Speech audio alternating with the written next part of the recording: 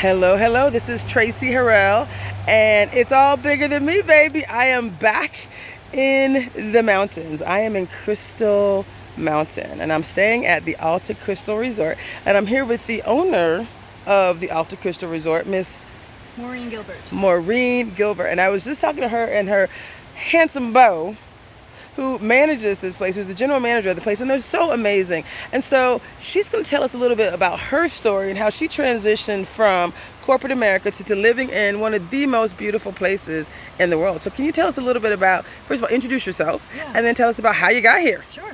Hi, I'm Maureen Gilbert, and I had been in the corporate world. I'd worked in banking, software, kind of very classic corporate environments. You said you did software installations in Japan. In Japan, Hong Kong, China, Singapore, all over the place. But I'd always wanted to run my own business, right? It's one thing to work for someone else, and I always had that dream to see, could I run my own business? And that dream kind of coincided with also having children. And so I had this, how do I bring these two things together, right? I wanted to be a mom. I've always had this entrepreneurial spark. I was like, well, how do I make that happen? And I'd lived in some amazing places, different countries. And so I went, okay, I want to live in a beautiful place, get to have my kids around me, and support myself, make money doing something I love. Love it. And it's like the light went off. And it was like hospitality, right? And obviously there's some hospitality places that you probably aren't gonna, bring kids or have kids running around. But from the time my daughter, who's now 16, I was pregnant with her, I've had a hospitality business. Wow. First in Mendocino, and then up here outside of Seattle. And the interesting thing, how I got there, I like to tell the story because I think it can help other people, is that I have this concept called finding your transcending thought. So, when you're trying to make a big decision, right, and you're on the precipice of should I or shouldn't I, stay or go, it's really easy to have it be based on the emotions of the day, right? So when I was in the corporate world, I'd be like, oh yeah, I was living in Europe, they give you 6 weeks paid vacation, I had a corporate car, right? All the perks. I'd be like, yeah, okay, it's not so bad. Keep, doing the corporate rat race, I have some great perks. But then there'd be a day where it's just like, it felt soul-sucking, and it wasn't my passion, and then it was like, all right, I'm quitting, I'm out of here. The problem with that is that life is always gonna have those good days and bad days, right? And so if you make a decision based on just one side, then you're, gonna make a big decision, and you're gonna go, oh wait, I'm still having good days and bad days. What I realized is I needed to find the transcending thought that it didn't matter if I was having a good day or a bad day, it still applied. So for me, my transcending thought was, I didn't want to be an old lady and wonder what if. Could I make it on my own? Could I run my own business, right? I didn't want to sit there and regret, I never tried it. And so for me, that was huge, because I have to tell you, when you're running your own business, there are days when you're paying your staff before you pay yourself. There are days where you're working these long hours and you don't remember the last time you had a vacation, right? And it's like, wait a sec, what about that really cool corporate gig I had with 6 weeks paid vacation and the expense budget? Why did I give that up? But it's because I would never be able to say, gee, I never gave it a shot. I always would wonder what if. And so for me, that was huge, not to live with that regret. And it's worked out wonderfully because, here, Max. This is my son, Max. He's going to be 11 on September 5th. And as you see, he gets to come to work with me, and I know he sometimes is like, oh yeah, I get to help mom with laundry, and that's the fun part, right? But there aren't a lot of jobs that you can have your kids with you and make people happy. And our little tagline or motto is escape the city, not the comforts. And I think I love that. There's something about that, right? The ability to get into this beautiful environment and still have, a easy place to land. And it's about making people happy and giving them a slice of nature, because I really do believe our souls are fed by nature. And So let's talk a little bit more about that, because I believe that too. I don't know if you've ever read the book. It's by Deepak Chopra, and it's called The 7 Laws of Spiritual Success. And have you read it? Yeah, I have. And one of the first laws, probably the hardest one for me, where he talked about the practice of silence. I'm a bit of an extrovert, so I had to work on that one. But I never had a trouble with, part of that was also connecting with nature. He talked about how important it was to connect with the infinite possibilities of the universe, right? The miracles, those daily miracles, which I actually experience now. Now that I'm not in the corporate world, and now that I'm living my dream, it's like every day there's a miracle, because I've stepped out on faith, and it's a beautiful thing. So let's talk a little bit about nature and why this is so important. Can we talk about that? Yeah, absolutely. So I really encourage you to read the bed card that we put on the beds, because for me it really embodies the philosophy that we're trying to get here. Is that right now, with technology, with the pace of our lives, everyone is so busy, and it's so hard to find those moments of silence, right? And so just to be able to be in quiet, to take a deep breath, to walk in the forest and not be constantly bombarded by your cell phone going off, or the 1,000 things that are on all of our to-do lists. Yes. To me, I think it's in that quiet where we get to connect with whatever you want to call that's bigger than you. And I don't care what you call it, if it's Jesus or Allah or the Great Spirit or higher power. For me, it's that feeling you get when you're quiet and you're connected to whatever it is that's bigger than us. And as Deepak says, I mean, that's where the miracles happen. Totally. Right? And when you realize that we're all vessels for that working through us, and that's what we're here to do, is to co-create and to be, I call it like God with skin on for each other. I love that. Yeah, it's the angels that walk among us, right? That's what you guys are. Like, I'm sure people that I know, for me, I just needed this so much, and I mean, it's so perfect in every way. But did you just say that again? I call it being God with skin on for each other, right? I love it. God with skin on, the angels that walk among us, all of that. Basically, I love it. Yep. So you and I are going to connect many, many, many more times. Your handsome beau has left. He's leaving. He's going to be going to Japan. So when he comes back, we're going to talk all about his trip. You and I are going to talk about many, many, many other things, because I love your spirit. There's so much connection that we have. Are there any final words that you want to share, since you brought your handsome son into the picture, for mothers? So any advice about motherhood? Like I said, you made some choices about how you're going to be able to spend time with him and live your best life, live your dream. What advice would you share with mothers who might be struggling? Yeah, so first of all, I firmly believe, like, you can't give another mother advice, because we're all really doing, like, the best we can, right? And to say, like, hey, I did it this way, so therefore you have to, like, I don't subscribe Thank you for that. right? Thank you. And it's so hard, because you always are hearing conflicting advice, right? It's like, well, if you breastfeed and sleep with your baby, they're going to be 18 and, never leave you. And if you don't do that, then they're going to, need therapy for the rest of their lives, right? It's like, well, which you get such conflicting advice. It's so hard.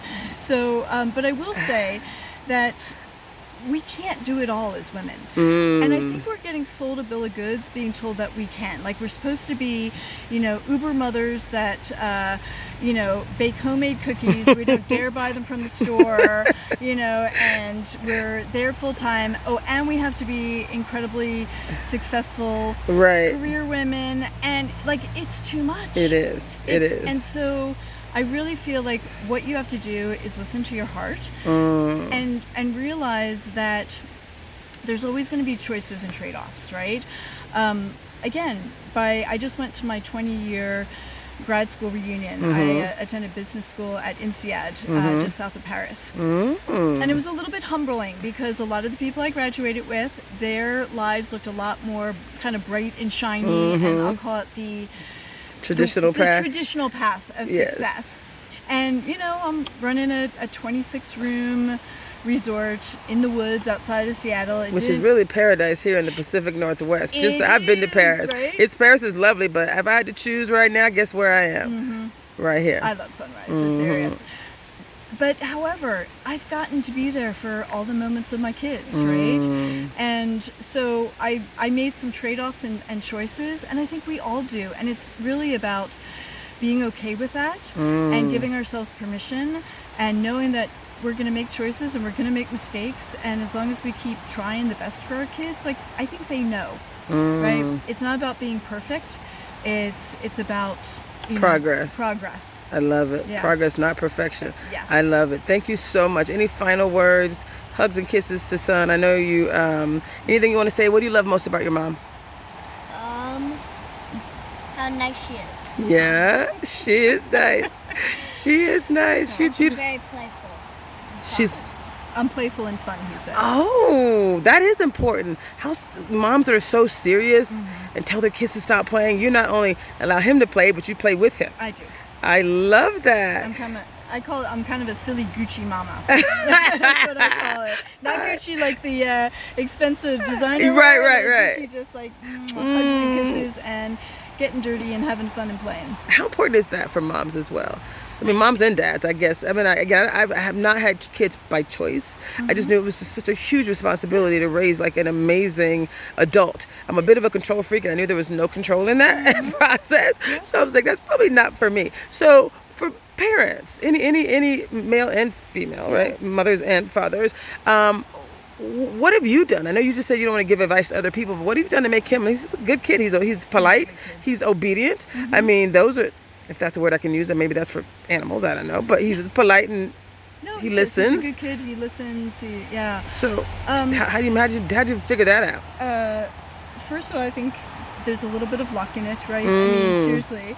But I'd say the biggest thing I did was I try to understand things from their perspective, right? In other words, it's not just here are the rules, it's like, hey, this is a relationship. Just like any relationship, right? If you were like, hey, this is how it has to roll, the other person would be like, not so much, right? And obviously I have more years of experience, etc. So there's certain things I have to make decisions about. But on the other hand, you get to make a lot of your own decisions about stuff like things that like hair and dress, and so as much choice and agency as you can give them, I think it makes them more responsible, and they don't need to act out because they know that the no is for a good reason, and there's not a lot of like silly no's just because. So that seem fair? Yeah. Accurate? Yeah. And we all I tell him, we all like yeses. I love yeses. Everyone loves yeses. I really do like it. Like if I need, hey Max, I need you to do this or clean up or what have you. I was like, if you give me yeses, when you say like, hey Mom, can I have a little extra screen time? I'm going to be more inclined to give yeses, right? So it works symbiotically, right? I love that. He's cooperative. I'm cooperative. I don't think it's rocket science, kids, as much as it's treating them as a relationship. Respectful. Yeah, respectful parents, respectful kids. So you let him make choices. How do you discipline him when he doesn't do what you want?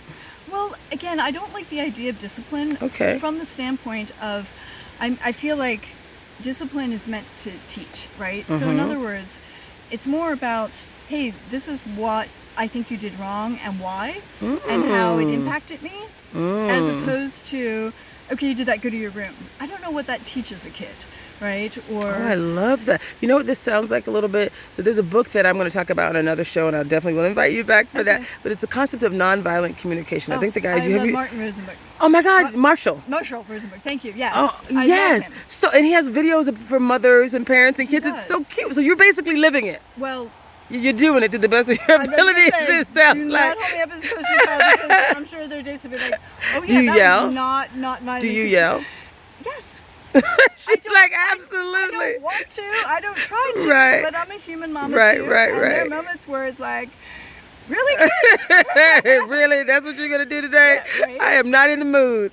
But let's just say, when I'm being my best self as a parent, yelling is not my go-to place, right? Laying down the law is not my go-to place. It's like So yes, Marshall Rosenberg I'm a huge advocate of his work. And there's so many good parenting books that are based on that model of attachment parenting and respectful parenting. And yeah, I feel really lucky. I do. I have really good kids. And I think it's because I treated them like a person, not just, I'm the authoritarian and they just have to, do what I say. No one likes that. No right? one likes. I love the way Marshall talks about it, but I like the way you're talking about it even better. So that's what this book is about. That's what this whole movement is about, right? When I told you about the first book that I wrote and the show that I did for 2 years was just radio only. It was called Our Journey, Our Dreams: The Art and Science of Being Aware and Getting There. So it was like our journey, right? Our journey, right? Our dreams. We all have dreams. Yep. And then the art and science. I've read like 1,000 books. I have 100 that I've read numerous times or listened to multiple times, and then 40 that I literally have metabolized that are part of my soul.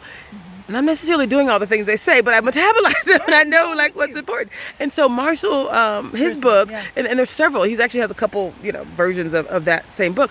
But what I like about it is when I say the art and the science is the books. It's the research. I have tons of research about what we should do to be successful and happy. Yep. You're the art.